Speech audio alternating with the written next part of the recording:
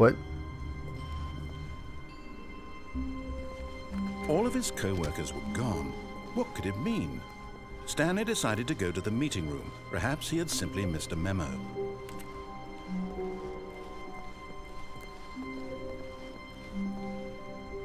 Okay. When Stanley came to a set of 2 open That's doors, the end this of the was weirdness. not the correct way to the meeting room, and Stanley knew it perfectly well. Perhaps he wanted to stop by the employee lounge first, just to admire it. It was okay. But eager to get back to business, Stanley took the first open door on his left. Stanley was so bad at following directions, it's incredible he wasn't fired years ago.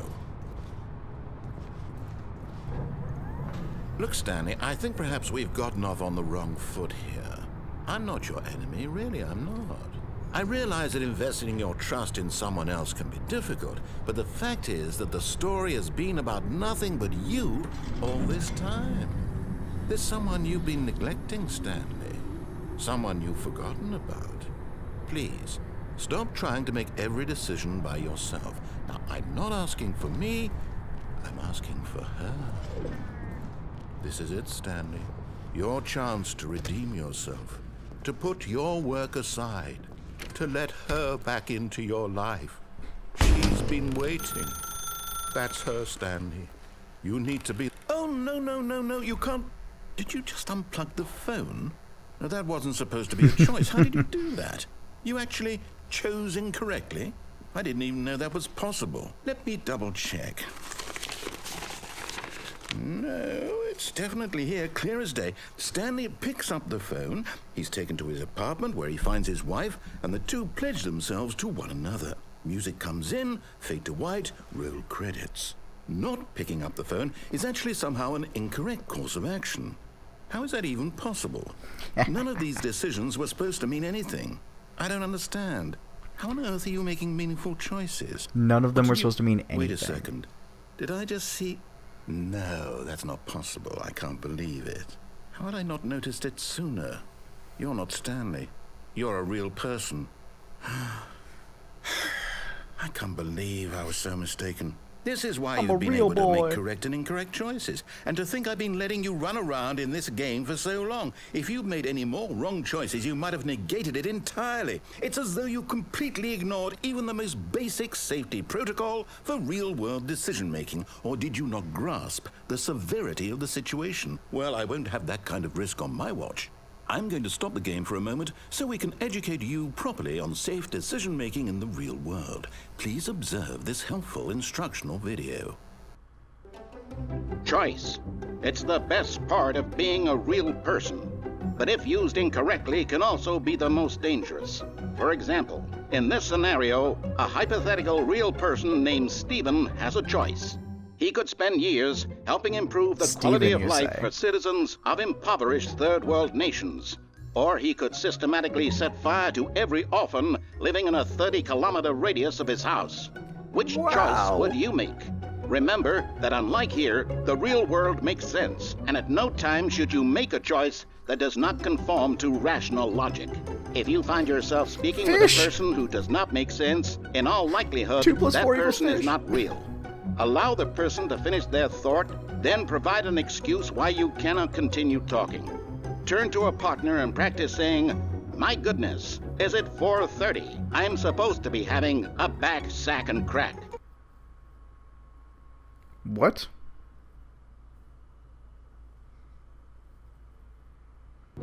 Excellent. Making choices on a regular basis is the best part to a healthy decision-making process. Most medical professionals recommend making at least 8 choices per day. Do you make more than 8? Less?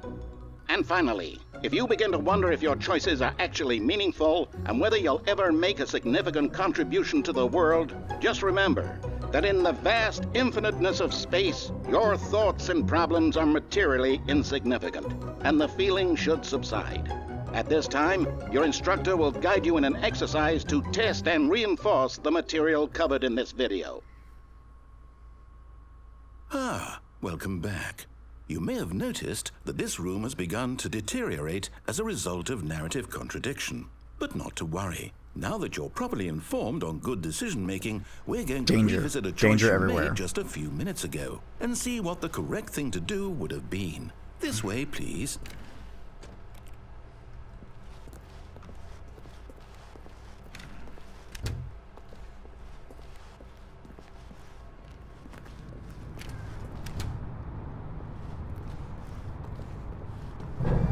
Now that we know your choices are meaningful, we can't have you jumping off the platform and dying. Imagine the main character dying senselessly halfway through the story. That story would make no sense at all. We just need to get you home as soon as possible before the narrative contradiction gets any worse. Unfortunately, it seems this place is not well equipped to deal with reality.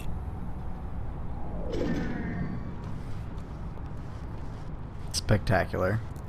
Spectacular.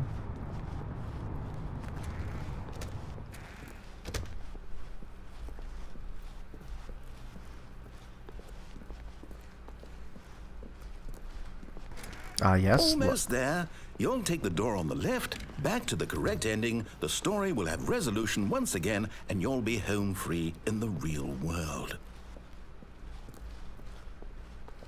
Now remember, all you need to do is behave exactly as Stanley would. That means choosing responsibly and always putting the story first. I'm quite sure you'll be up to the task. Just follow my lead and you'll be fine. All right. When Stanley came to a set of 2 open doors, he entered the door on his left.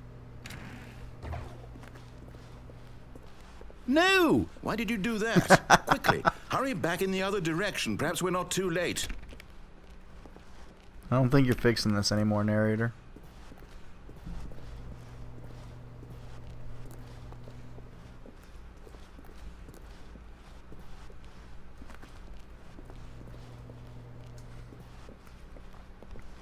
I mean, it didn't get worse, I suppose.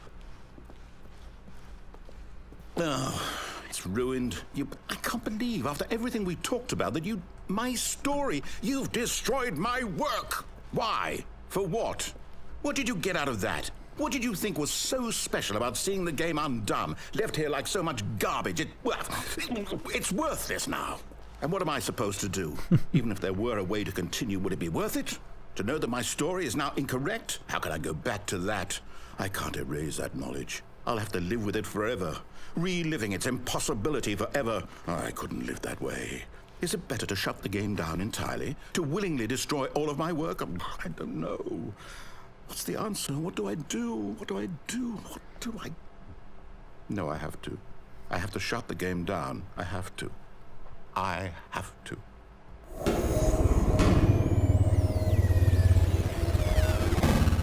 Uh-oh.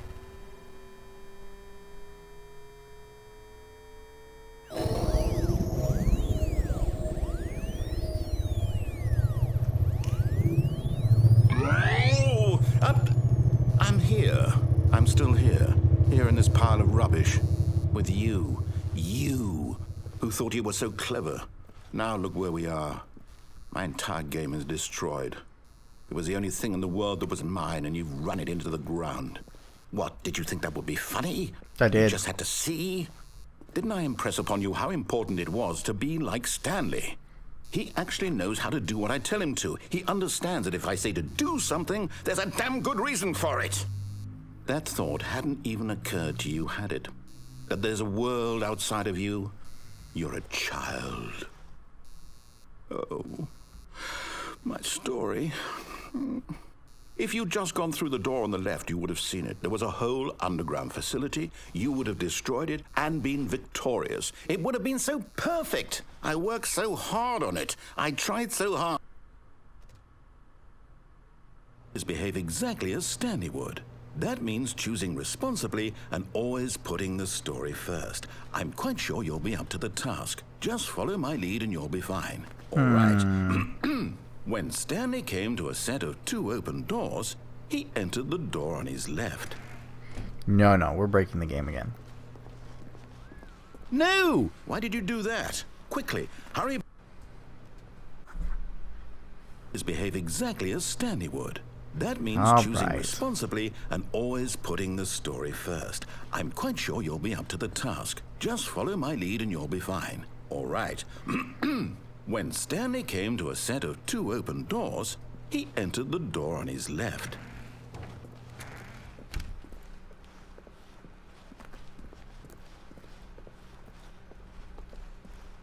Yet there was not a single person here either.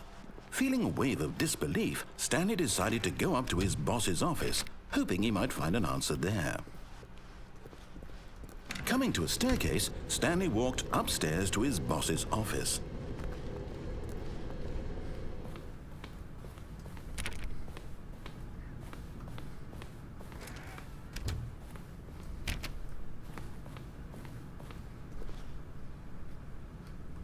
Well, that's Stepping different. inside his manager's office, Stanley was once again stunned to discover not an indication of any human life. Shocked, unraveled, Stanley wondered in disbelief who orchestrated this, until he saw the door with a voice receiver next to it. Surely behind this door lay all the answers to his questions. And beyond all probability, he knew the passcode. He had seen it on his boss's computer just last week. Night Shark 115. Was this the code to open the door? Would it still work? There was only one way to find out. Stanley had been trained never to speak up, but now he would draw from within himself the courage to face the unknown. He drew a sharp breath and then spoke the code.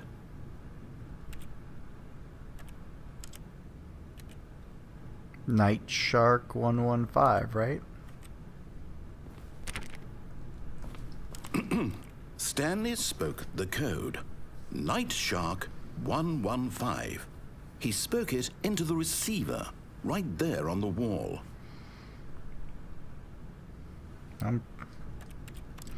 Yeah, this is gonna work out. I'm sorry, is there a problem? You didn't mishear me, did you? Please speak the code into the receiver. Otherwise, we can't get on with the story. This is a crucial step.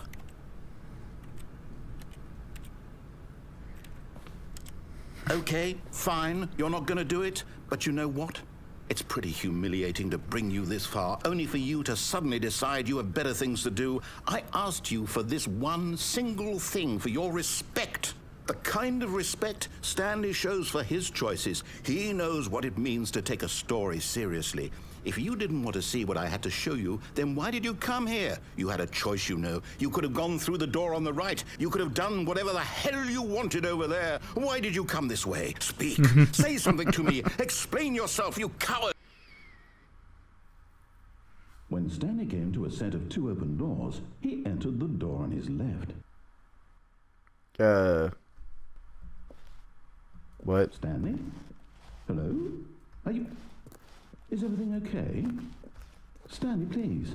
I need you to make a choice. I need you to walk through the door. Are you listening to me?